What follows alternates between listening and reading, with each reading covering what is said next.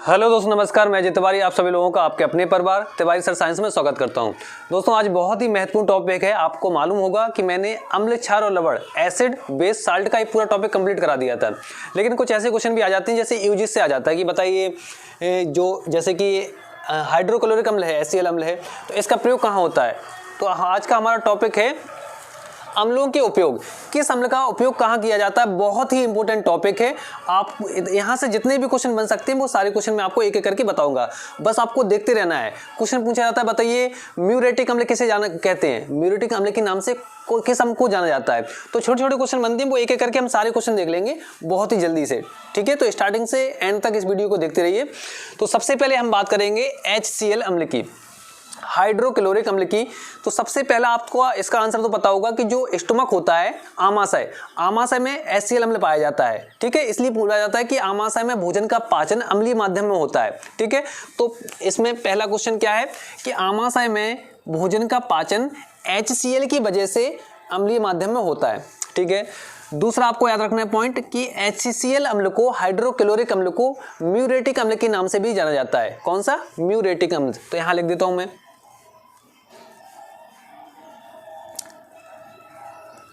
ठीक है, HCl को म्यूरेटिक अम्ल के नाम से भी जाना जाता है। और नेक्स्ट मोस्ट इंपोर्टेंट क्वेश्चन आता है एक्वा रेजिया, या जिसे बोलते हैं अम्लराज, कि अम्लराज को बनाने में किसका प्रयोग किया जाता है। तो मैं आपको बताऊंगा कि अम्लराज होता क्या है। HCl और HNO3 के मिश्रण से बनता है। एक को 1:3। तो आपको क्वेश्चन आ जाता है कि बताइए 3:1 है कि 1:3 है, तो इसको समझो आप। तो तीसरा पॉइंट मैंने क्या बोला कि HCl अम्ल का प्रयोग एक्वा रेजिया या अम्लराज बनाने में किया जाता है। तो एक्वा रेजिया कैसे बोलेंगे? एक्वा रेजिया, इसी को बोलते हैं हिंदी में अम्लराज। तो बहुत सारे लोग जो समझते हैं कि अम्लराज का मतलब होता है सल्फ्यूरिक अम्ल।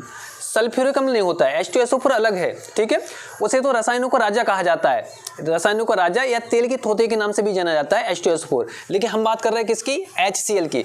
तो HCl का प्रयोग होता है अम्लराज बनाने में। HCl के साथ HNO3 ये दोनों मिलके बनाते हैं अम्लराज या एक्वा रेजिया। तो कैसे मिलते हैं, किस अनुपात में मिलते हैं, ये क्वेश्चन पूछा जाता है। तो आपको ऐसे याद करो उसको कि अम्लराज जो होता है वो किसका मिश्रण होता है। तो आप बोलोगे HCl और HNO3 को मिलाया जाता है। अब क्वेश्चन आता है कि बताइए किन अनुपात में मिलाया जाता है, 1:3 में या 3:1 में। तो आपको देखो बड़ी आसानी से याद कर लेना।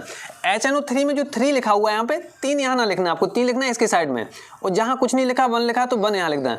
तो एक क्वेश्चन कई बार पूछा गया था कि बताइए कि पहले तो ये आपको याद रखना है कि अम्लराज को ही एक्वा रेजिया कहा जाता है, क्योंकि कभी कभी हिंदी में लिखा रहता है एक्वा रेजिया। ठीक है, ये अम्लराज क्या होता है। तो आप बोलोगे अम्लराज या एक्वा रेजिया जो है वो HCl और HNO3 अम्लों का मिश्रण होता है। किस अनुपात में मिलाया जाता है। तो आप बोलोगे HCl और HNO3 को 3:1 में मिलाया जाता है। इसको ऐसे भी बोल सकते हो आप कि HNO3 और HCl को 1:3 में मिलाया जाता है। जहां 3 है वहां 3 नहीं लिखना है, इतना याद रखना है। HNO3 में 3 होता है तो उसका अनुपात 1 होता है, जबकि HCl में कुछ नहीं लिखा, 1 मान सकते हैं, तो वहां अनुपात 3 हो जाएगा। तो ये फॉर्मूला बार बार याद करने के बावजूद बहुत सारे स्टूडेंट भूल जाते हैं, तो उसको ऐसे याद रखना है, 3 के नीचे 1 अनुपात रहता है। ठीक है, तो HCl और HNO3 का अनुपात कितना होता है? 3:1। ठीक है, तो एक क्वेश्चन आपको याद रखना है कि भोजन का पाचन आमाशय में अम्लीय माध्यम में HCl की वजह से होता है। HCl अम्ल को हाइड्रोक्लोरिक अम्ल या म्यूरेटिक अम्ल के नाम से भी जाना जाता है। और HCl अम्ल का प्रयोग अम्लराज या एक्वा रेजिया बनाने में किया जाता है, जिसमें अम्लराज में HCl और HNO3 का जो अनुपात होता है वो अनुपात होता है 3:1। 3 क्वेश्चन हो गए। अब हम बात करते हैं H2SO4 की, जिसे बोलते हैं सल्फ्यूरिक अम्ल। इसमें आपको पहले तो 2 क्वेश्चन डायरेक्ट आते हैं कि रसायनों का राजा किसे कहा जाता है ना, किंग ऑफ केमिकल या रसायनों का राजा पहला। ठीक है, या तेल के थोते के नाम से किसे जाना जाता है? Oil of vitriol. तो ये दोनों याद रखना है कि सल्फ्यूरिक अम्ल को रसायनों का राजा के नाम से जाना जाता है। जितने भी रसायन होते हैं उन सभी रसायनों का राजा किसे कहते हैं? सल्फ्यूरिक अम्ल को। तो रसायनों का राजा कहा जाता है। दूसरा, इसे तेल के थोते के नाम से भी जाना जाता है। तेल के थोते के भी नाम से जाना जाता है। अब इसको इंग्लिश में बोलेंगे ऑयल ऑफ विट्रॉयल। तो आपको ये समझना है कि तेल के थोते का मतलब क्या है, यहाँ थोता शब्द क्यों यूज हुआ है। कोई भी आपको केमिकल फॉर्मूला मिले जिसमें सल्फेट आयन मिल जाएंगे। सल्फेट आयन का मतलब SO4 डबल नेगेटिव, इसमें दिख रहा होगा SO4 लिखा हुआ है कि नहीं। तो किसी में भी आपको सल्फेट आयन दिख जाए तो वो थोता है एक प्रकार का, कोई ना कोई आपने सुना होगा हरा थोता, सफेद थोता, नीला थोता। तो ये सारे क्वेश्चन आपसे चुटकियों में बनेंगे क्योंकि थोते का मतलब आप समझ गए होंगे सल्फेट आयन होते हैं। तो जिसमें भी सल्फेट आयन दिख जाए वो थोता होगा कोई ना कोई। फिर भी आपको रटना पड़ेगा कि भाई नीला थोता कौन सा है, हरा थोता कौन सा है और सफेद थोता कौन सा है। तो वो मैं अभी आपको याद कराऊंगा यहीं पे। अभी बस आप ये याद रखना आपको दो चीजें कि रसायनों का राजा सल्फ्यूरिक अम्ल को कहा जाता है या तेल के थोते के भी नाम से जाना जाता है। अब आपको 3 थोते याद रखना है, इसके साथ में मैं बता देता हूं। एक कौन सा, हरा थोता, सफेद थोता और नीला थोता। तो मैं लिख देता हूं, उनको कैसे याद करना है वो भी बताता हूं। एक है हरा थोता, दूसरा सफेद तोता और तीसरा नीला थोता। अब यहाँ पे बड़ी समस्या आती है कि इनको याद कैसे करें, याद हो जाती है तो फिर भूल जाते हैं। ठीक है, तो कुछ भी ऐसे याद करो कि एक जिन है, जिन वो सफेद है बिल्कुल। जिन तो आप नहीं देखे होंगे लेकिन रटने के लिए याद कर लो, कोई भी जिन है वो बिल्कुल व्हाइट रखा है, सफेद कलर है उसका। तो जिन से आपको जिंक सल्फेट याद आ जाएगा, सफेद होता जिंक सल्फेट। ठीक है, हरा होता ऐसे मान लो कि कहीं युद्ध चल रहा है, जिसकी तलवार लोहे की बनी है, आयरन की बनी है, वो जीत गया, उसने हरा दिया सामने वाले को। तो कोई इंसान किसी को हरा सकता है, हरा थोता मतलब हरा सकता है किससे, लोहे की तलवार से, मतलब आयरन सल्फेट। ठीक है, और नीला थोता ऐसे मान लो कोई भी कि कोई इंसान जब जहर पी लेता है तो उसका शरीर कैसा हो जाता है, नीला पड़ जाता है। नीला पड़ जाएगा तो वो कैसा हो जाएगा, कांपने लगेगा, कांपने से कॉपर सल्फेट। तो आपको क्या याद रखना है, देखो यहाँ पे जब भी नीला थोता आएगा तो नीले से आपको याद रखना है कि कोई जब पॉइजन ले लेता है तो उसका बॉडी पहले तो ब्लू पड़ जाती है, नीली पड़ जाती है। ठीक है, नीली पड़ेगी फिर वो कांपने लगता है, क्या करेगा, कांपने लगेगा, कॉपर। तो नीले से आपको बॉडी नीली दिखनी चाहिए जिससे आपको समझ में आ जाएगा कि हाँ कांप रहा है वो, तो कॉपर सल्फेट। यहाँ से सफेद से जिन याद रखना है, जिन से मतलब जिंक सल्फेट। और यहाँ हरा से लोहे की तलवार हरा देती है किसी को भी। ठीक है, प्योर लोहे की तलवार आयरन की है तो यहाँ बोलेंगे आयरन सल्फेट। ठीक है, इसमें भी आपको जल के अणु जोड़ने पड़ेंगे, कितने होते हैं, कहीं 5 होते हैं कहीं 7 होते हैं। तो क्या आपको याद रखना है कि जो पहला है हरा थोता, तो हरा थोता में आप बोलोगे फेरस सल्फेट 7H2O। ठीक है, तो इन दोनों में जो है उनमें 7 H2O होती है, इसमें होता है 5 H2O। तो इसको देखो कैसे याद करोगे। सबसे पहले लिखा हरा थोता, तो अभी मैंने बताया हरा किससे सकते हो, तो आपने बोला लोहे की तलवार से किसी को भी हराया जा सकता है। तो लोहे मतलब होता है आयरन, जिसको बोलते हैं Fe से रिप्रेजेंट करते हैं। तो फेरस सल्फेट FeSO4, लेकिन इसमें 7H2O 7H2O। दूसरा आपको याद रखना है सफेद थोता, तो देखो सल्फेट आयन आया कि नहीं, इसलिए थोता लगा हुआ है सल्फेट से, और है ना, तो हरा थोता हो गया। सफेद थोता जिन बोला मैंने, जिन जो होते हैं बिल्कुल व्हाइट होते हैं, तो जिंक सल्फेट याद रखो, जिंक सल्फेट। और जिंक सल्फेट में भी क्या आ जाएगा, 7H2O। थर्ड मैंने बोला नीला थोता, नीला थोता तो नीला से मैंने बोला कि कांपने लगता है, जो बॉडी जब नीली पड़ जाती है तो व्यक्ति कांपने लगता है, तो कांपने से कॉपर सल्फेट CuSO4। बस इसमें आपको याद रखना है कि 5H2O होता है। कितना होता है, 5H2O बस। तो नीला थोता से बॉडी कांपने लगती है, जब बॉडी नीली पड़ जाती है तो कांपने लगेगी। तो कॉपर सल्फेट में आपको क्या याद रखना है, 5H2O, जबकि दोनों में क्या याद रखना है, 7H2O। ठीक है, अब अगर हमें सल्फ्यूरिक अम्ल की बात करें तो 3 क्वेश्चन और बनते हैं यहाँ पर। 2 तो ये हो गए, 3 इसके साथ में मैं बता दिए। वैसे सल्फ्यूरिक अम्ल के क्वेश्चन नहीं है ये थोते से संबंधित प्रश्न थे, इसलिए मैंने यहाँ पे आपको कंप्लीट करा दिए। अब आपको 3 क्वेश्चन याद रखने हैं कि जो सल्फ्यूरिक अम्ल है, यहीं पे लिख लो आप, बिल्कुल साथ में नोट्स बना रहे होगे। तो सल्फ्यूरिक अम्ल का जो उपयोग होता है वो सीसा संचायक सेल में किया जाता है। जितनी भी बैटरी होती हैं उनमें भी आपने देखा होगा H2SO4 डाला जाता है। तो सल्फ्यूरिक अम्ल का उपयोग कहाँ किया जाता है, सीसा संचायक सेल में किया जाता है। दूसरा, H2SO4 को कांच के बर्तनों में रखा जाता है। रखा कहां जाता है, कांच के बर्तनों में। किसे, सल्फ्यूरिक अम्ल को कांच के बर्तनों में रखा जाता है। सल्फ्यूरिक अम्ल का प्रयोग सीसा संचायक सेल में किया जाता है। और सल्फ्यूरिक अम्ल का प्रयोग निर्जलीकरण के लिए भी किया जाता है। तो कभी कभी सीधा क्वेश्चन आता है कि बताइए निम्न में से किस अम्ल का प्रयोग निर्जलीकरण के लिए किया जाता है। तो निर्जलीकरण के लिए किया जाता है या निर्जलीकरण के रूप में किया जाता है। किसका प्रयोग, सल्फ्यूरिक अम्ल का प्रयोग। ठीक है, तो इसको ऐसी कहानी बना लो कि एक बर्तन है कांच का, उसमें H2SO4 रखा है आपने, उसको लेके एक सीसा संचायक सेल में भी डाल दिया और उसका प्रयोग निर्जलीकरण में कर दिया। तो यहाँ से क्वेश्चन बनते हैं। अब हम बात करते हैं HNO3, जिसको बोलते हैं नाइट्रिक अम्ल। ये लिखते जाना है, H2SO4 को सल्फ्यूरिक अम्ल कहते हैं, इसको क्या बोलते हैं, नाइट्रिक अम्ल। अब इतनी जगह नहीं है बोर्ड पर कि मैं सारी चीज लिख सकूं, इसलिए बोल रहा हूँ। तो HNO3 को क्या बोलते हैं, नाइट्रिक अम्ल। पहला क्वेश्चन याद रखना आपको कि उर्वरक बनाने में नाइट्रिक अम्ल का प्रयोग करते हैं। एक तो उर्वरक बनाने में और एक विस्फोटक सामग्री बनाने में। विस्फोटक सामग्री का मतलब जैसे गन पाउडर होता है, गन पाउडर सुना होगा, वहां भी नाइट्रिक अम्ल का प्रयोग किया जाता है। ठीक है, चारकोल, सल्फर और KNO3 का मिश्रण होता है, वो होता है। ठीक है, तो क्या बोला मैंने, HNO3 जो होता है इसका प्रयोग, पहला मैंने क्या बोला कि उर्वरक बनाने में इसका प्रयोग करते हैं। तो आपसे पूछा जाएगा किस अम्ल का प्रयोग उर्वरक बनाने में किया जाता है, तो आप बोलोगे नाइट्रिक अम्ल का प्रयोग उर्वरक बनाने में किया जाता है, क्योंकि नाइट्रोजन, फास्फोरस और पोटेशियम 3 मुख्य एलिमेंट होते हैं, मुख्य तत्व होते हैं उर्वरक में, जितना जो भी होता है, ठीक है। तो उर्वरक बनाने में दूसरा आपको क्या याद रखना है, उर्वरक के साथ जितनी भी विस्फोटक सामग्री होती है उनमें भी नाइट्रिक अम्ल का प्रयोग किया जाता है। तो आप दूसरा क्या बोलोगे, विस्फोटक सामग्री बनाने में, विस्फोटक सामग्री बनाने में। अब विस्फोटक सामग्री का मतलब क्या बोला मैंने, गन पाउडर। तो आपको गन पाउडर के बारे में एक चीज याद रखना कि गन पाउडर बनाने में किया जाता है नाइट्रिक अम्ल का प्रयोग। अब नाइट्रिक अम्ल में 3 चीजें याद रखना है, KNO3, चारकोल और यहां पर क्या क्या याद रखना है, देखो कि पोटेशियम नाइट्रेट जिसको बोलते हैं KNO3, फिर आपको याद रखना है चारकोल, ठीक है, KNO3, चारकोल और सल्फर, 3 चीजें बस याद रख लेना है, KNO3 ऐसे सल्फर और यहाँ पे चारकोल, ठीक है। वैसे ये कभी कभी पूछ लेते हैं, बताइए जो गन पाउडर होता है विस्फोटक सामग्री उसको, उसमें किस किस का मिश्रण होता है, तो आप बोलोगे पोटेशियम नाइट्रेट, सल्फर और चारकोल, इन तीनों का मिश्रण से बनता है गन पाउडर, ठीक है। यहाँ नाइट्रेट आ गया ना, नाइट्रेट, तो KNO3 आ गया, उस हिसाब से इसका प्रयोग हम बोलते हैं नाइट्रिक अम्ल का प्रयोग किया जाता है। अब यहाँ पे 2 चीजें इससे संबंधित ही हैं, है ना, NO3 से संबंधित हैं, लेकिन मैं यही बता देता हूँ। आपसे क्वेश्चन बहुत पूछा जाता है, कई बार एग्जाम में आया कि चिली साल्ट पीटर जो होता है वो क्या होता है, इंडियन साल्ट पीटर कभी नहीं आता, लेकिन आपको दोनों साथ में याद रखना है। क्या याद रखना है, देखो यहाँ पे एक होता है KNO3, एक होता है NaNO3, ठीक है। HNO3 की बात नहीं कर रहे हैं हम, यहाँ नाइट्रिक से संबंधित बता रहे हैं आपको। क्या बोला मैंने, जो नाइट्रिक हम तो HNO3 होता है, लेकिन हम HNO3 की बात नहीं कर रहे हैं, हम किसकी बात कर रहे हैं, यहाँ पे देखना है, यहाँ लिख देता हूँ, एक बात कर रहे हैं हम KNO3 की, पोटेशियम नाइट्रेट KNO3 जिसका प्रयोग अभी गन पाउडर में हुआ था, और एक हम बात कर रहे हैं NaNO3 सोडियम नाइट्रेट, ठीक है, ठीक है।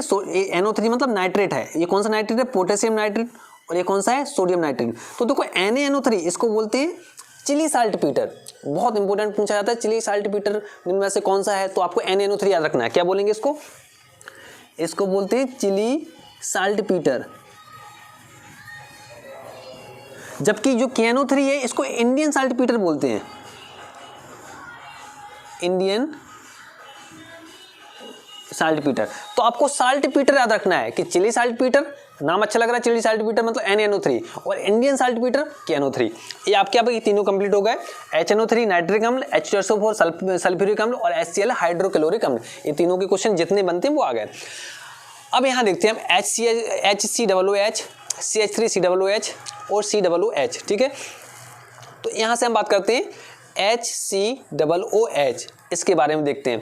तो HCOOH जो होता है इसको बोलते हैं मैथेनोइक अम्ल, इसको क्या बोलते हैं, मैथेनोइक अम्ल, लेकिन इसका दूसरा नाम होता है फॉर्मिक अम्ल। आपने देखा होगा जो लाल चींटियां होती हैं, बिच्छू होती हैं, जब ये डंक मारते हैं तो एक कुछ काटते नहीं है, ऐसा नहीं है कि एक काट लेते हैं, या लाल चींटी होती है वो क्या काटेंगे, बहुत छोटी बॉडी होती है उनकी, तो वो उनमें एक एसिड पाया जाता है जिसको हम बोलते हैं फॉर्मिक अम्ल, वो छोड़ देती हैं, वो केवल बॉडी में छोड़ देती हैं, इंजेक्ट करा देती हैं, तो वहाँ पर वो क्या है, वो नॉर्मल आप फॉर्मिक अम्ल लेके अपने हाथ पर रखोगे तो वैसे ही फूल जाएगी बॉडी जो स्किन होती है। तो आपको क्या याद रखना है, पहला क्वेश्चन कि फॉर्मिक अम्ल जो होता है वो क्या है, कैसे रिप्रेजेंट करते हैं, तो आप बोलोगे HCOOH जो होता है इसको ही फॉर्मिक अम्ल कहते हैं, इसको ही मैथेनोइक अम्ल कहते हैं, और ये लाल चींटियों तथा बिच्छुओं में होता है। तो क्या बोलोगे आप, ये जो HCOOH है इसको आपको याद रखना है कि यही फॉर्मिक अम्ल है, कौन सा अम्ल है,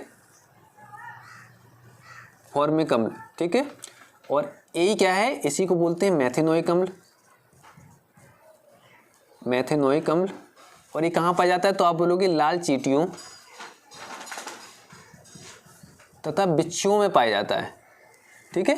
लाल चींटियों और बिच्छुओं में फॉर्मिक अम्ल पाया जाता है। आपको याद रखना है कि फॉर्मिक अम्ल और मैथेनोइक अम्ल का फॉर्मूला क्या है, HCOOH, इसको बोलते हैं मैथ, एथ, प्रो, ब्यूट, पेंटेन, हेक्सेन, है ना, ऐसे होते कार्बन की संख्या पर डिपेंड करते हैं। तो एक कार्बन है इसलिए हो गया मैथेनोइक अम्ल, COOH समूह लिखा है इसलिए बोल रहे हैं वो एक अम्ल होगा, ठीक है।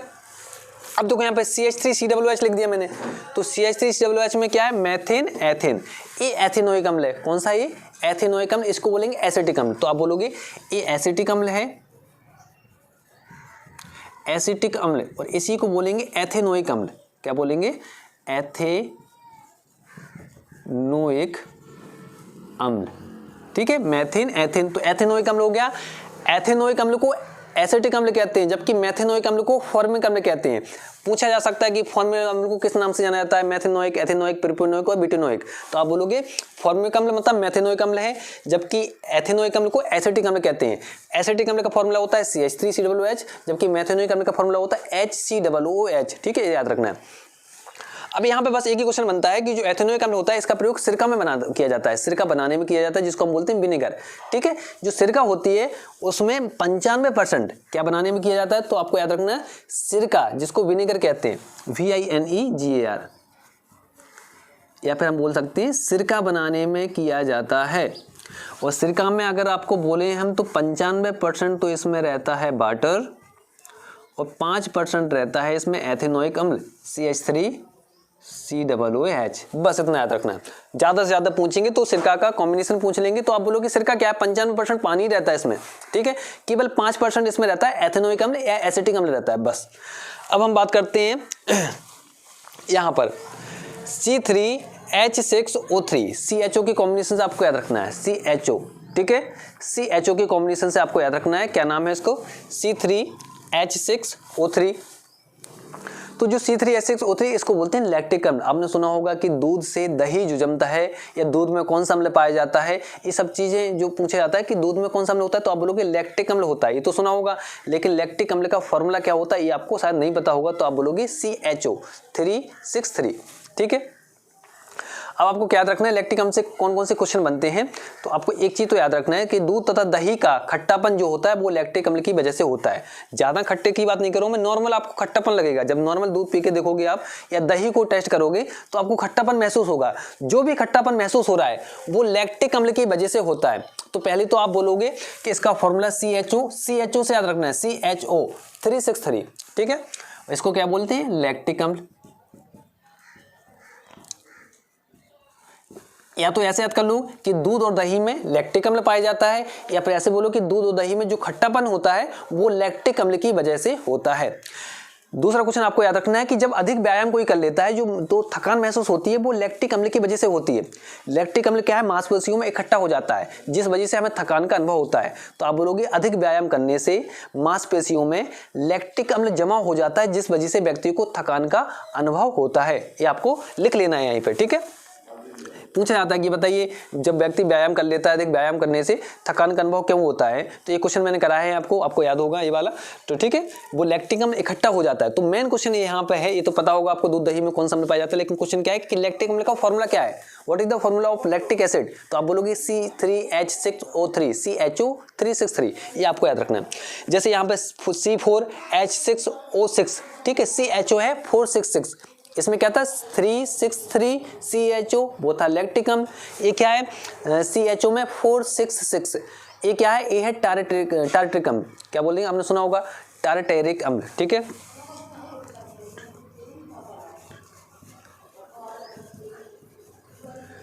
ठीक है, टारटरिक अम्ल आपने सुना होगा। टारटरिक अम्ल के बारे में एक बहुत नॉर्मल क्वेश्चन बनता है कि बताइए इमली, जो खट्टे पदार्थ होते हैं, जितने भी खट्टे फल हैं जैसे इमली है, अंगूर है, इनमें कौन सा अम्ल पाया जाता है।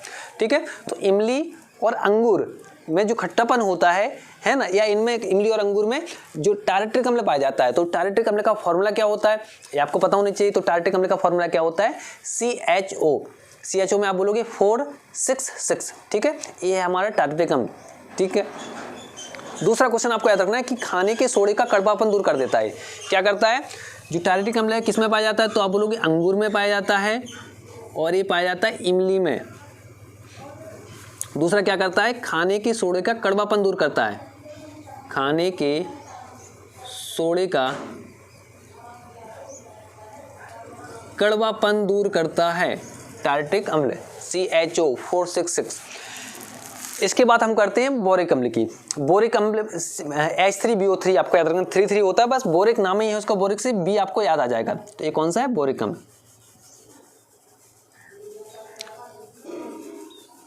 ठीक है, ये है बोरिक अम्ल।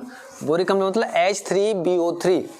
इसमें आपको याद रखना है कि जितने भी पाउडर होते हैं, आपने देखा होगा पाउडर लगाने से ठंडक सी महसूस होती है। वो ठंडक महसूस होती है क्यों, क्योंकि पाउडर में कुछ ऐसा पदार्थ पाया जाता है जो पसीने को सोखता है, और जब पसीना सोखने का काम कोई करेगा जो आपकी बॉडी में लगा हुआ है तो आपको ठंडक का एहसास होगा। तो कहने का मतलब है जो बोरिक अम्ल होता है वो उन पदार्थों में, उन पाउडर में पाया जाता है जो बॉडी से पसीने को सोखने का कार्य करते हैं, तो जिसको बोलते हैं बोरिक अम्ल। ठीक है, तो बोरिक अम्ल का फॉर्मूला आपको याद रखना है, और ये याद रखना है कि बोरिक अम्ल जो होता है वो उन पाउडर में पाया जाता है या जो बॉडी से पसीने को सोखने का काम करते हैं। इसका फॉर्मूला होता है H3BO3। तो आपको याद रखना है H3BO3, जहाँ बी आ जाएगा, बी से याद आ जाएगा ये बोरिक अम्ल है। ठीक है, इतना आपको याद रखना है। अब यहाँ पर आपको ये बताना है, एक ऑक्जेलिक अम्ल होता है, ठीक है, वो मैंने छोड़ा है। ऑक्जेलिक अम्ल का फॉर्मूला आपको बताना है, इनमें से कौन सा रहता है, ये रहता है या ये रहता है, COOH या COOH का होल टॉय। इसको ऐसे भी लिख सकते हैं, COOH डैश करके COOH। ठीक है, ये भी बहुत इंपॉर्टेंट है। ठीक है, इसका नाम क्या है, तो इसका नाम है ऑक्जेलिक अम्ल। आपने सुना होगा, बिल्कुल बहुत इंपॉर्टेंट क्वेश्चन बनते हैं, वो भी आप सुन लेते हैं कौन कौन से। यहाँ लिख देता हूँ मैं, ऑक्जेलिक एसिड। अब इससे इंपॉर्टेंट क्वेश्चन कौन कौन से बनते हैं, इस अम्ल की कहाँ कहाँ उपयोग होता है, वो हम देख लेते हैं। तो सबसे पहला क्वेश्चन आपको याद रखना है कि जो इसका प्रयोग जंग एवं स्याही के धब्बों को निकालने के लिए किया जाता है। जंग के धब्बे लग जाते हैं या स्याही के धब्बे लग जाते हैं, तो उनको हटा सकते हैं हम आसानी से ऑक्जेलिक अम्ल की सहायता से। क्या बोला मैंने, जंग के धब्बे या स्याही के धब्बे को हटाने के लिए हम ऑक्जेलिक अम्ल का प्रयोग करते हैं। दूसरा मैंने आपको बताया था फोटोग्राफी में, कि फोटोग्राफी के बारे में सारे क्वेश्चन बताए थे मैंने आपको। ठीक है, तो जितने भी बन सकते थे, तो आपको याद रखना है कि फोटोग्राफी में ऑक्जेलिक अम्ल का प्रयोग किया जाता है। फोटोग्राफी में ऑक्जेलिक अम्ल का, जो फिल्म होती है जब फोटोग्राफी करते हैं, जब इसके बाद जो फोटो बनती है, तो फिल्म को धोने के लिए इसी अम्ल का प्रयोग करते हैं, मैंने बताया था। तो फोटोग्राफी में ऑक्जेलिक अम्ल का प्रयोग करते हैं, स्याही के धब्बे और जंग के धब्बे को हटाने के लिए भी ऑक्जेलिक अम्ल का प्रयोग करते हैं। और सबसे इंपॉर्टेंट क्वेश्चन बनता है कि जो ब्लड बैंक होती हैं, आपको बताया था ब्लड बैंक में जो ब्लड रखा जाता है, ठीक है, वो सब बताया था, वो भी कि कितने डिग्री सेल्सियस पर रखा जाता है, कौन सा एसिड यूज करते हैं। तो यहाँ पे सोडियम ऑक्जेलेट जो एसिड होता है उसका प्रयोग करते हैं, जिससे कि ब्लड जो है वो ज़्यादा दिनों तक सुरक्षित रह सके, नहीं तो खराब हो जाएगा। ठीक है, तो उसमें एक एसिड मिलाया जाता है। जैसे कोई ब्लड देता है तो ऐसा जरूरी नहीं है कि वो 2 दिन में यूज हो जाएगा, किसी को दे दें। किसी ने ब्लड डोनेट किया है तो कोशिश करते हैं कि वो ज़्यादा से ज़्यादा दिनों तक सुरक्षित रहे। अब सुरक्षित रहने के लिए कुछ ना कुछ केमिकल तो मिलाना पड़ेगा, जिससे ज़्यादा दिनों तक वो सही बना रहे, नहीं तो जल्दी खराब हो जाएगा। तो उसमें एक पदार्थ मिलाया जाता है, एक एसिड मिलाया जाता है, जिसका नाम है सोडियम ऑक्जेलेट। वो ऑक्जेलिक एसिड ही है, लेकिन उसका पूरा नाम क्या है, सोडियम ऑक्जेलेट। ठीक है, तो सोडियम आपको याद रखना है, पूछा जाएगा कि बताइए निम्न में से किसका प्रयोग करते हैं, तो सोडियम ऑक्जेलेट। तो सोडियम ऑक्जेलेट का प्रयोग ब्लड बैंक में ब्लड को सुरक्षित रखने के लिए किया जाता है। ठीक है, सोडियम ऑक्जेलेट में लिख देता हूं यहां पर, सोडियम ऑक्जेलेट। ठीक है,